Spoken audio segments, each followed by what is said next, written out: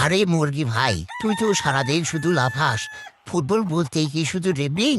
মাঠের ভেতর মেসির যে শান্ত স্বভাব আর নিখুঁত গোল করার ক্ষমতা, তা কি আর কেউ পারে? মেসি তো ফুটবলের জাদুকর। হাম্বা। থামটুকুর ভাই, তোর মেসি তো শুধু গোল আর অ্যাসিস্ট নিয়ে ব্যস্ত। ফুটবল মানেই তো আনন্দ। আর নিমার মাঠে নামলে তো মনে হয় খেলা না, চিনে একটা উৎসব হচ্ছে। নিমার মতো স্কিল, ড্যান্স আর সাম্বা স্টাইল কি তোর ওই শান্ত মেসি দেখাতে পারবি? কুকুলো। এই স্কিল দিয়ে কি পেট ভরে মুরগি ভাই? ট্রফি লাগে ট্রফি। মেসি বিশ্বকাপ জিতেছে, কতবার ব্যালন ডিওর পেয়েছে। ও যখন বল পায় রে, মনে হয় ফুটবলটা ওর কথা শুনে। ও হলো ফুটবলের আসল রাজা। আর তুই তো স্রেফ গ্যালারিতে বসর স্টাইল দেখেই খুশি।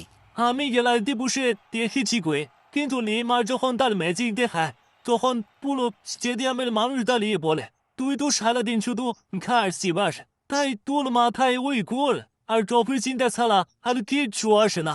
খেলাটা তো উপভোগের জন্য, আর সেই বিনোদনের রাজা হলো নেইমার। তোরা তো আর বাকি জীবনে কাপ নিতেই পারবি না, যত দুর্নীতি আর ভণ্ডামি করে খেলা জিতিস। আরে দুষ্ট মুরগি, তোকে তো কি আর বলবো। তোরা তো সেই কত বছর আগে 5টা কাপ নিয়েছিলি, তারপর তো ফাইনালে উঠতে পারলি না। আর কি বলবো, হা হা হা। হাম্বা।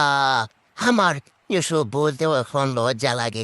কোথায় আছে চোরের মার বড় গলা, ছালনাই কুতার বাগানাম। গুলুবে, তুমি কিন্তু এখন আমার আত্মসম্মান নিয়ে লালা দিতেছো। আমি কিন্তু এখন আর চুপ করে থাকবো না। বলে দিলাম, কুকুরু কু। হুম হুম।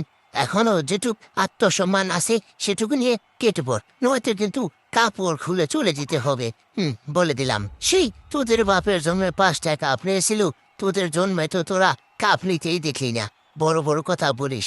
যা যা, আমার সামনে আসিস না, তাহলে কিন্তু আত্মসম্মান কেন, গায়ের কাপড়ও থাকবে না।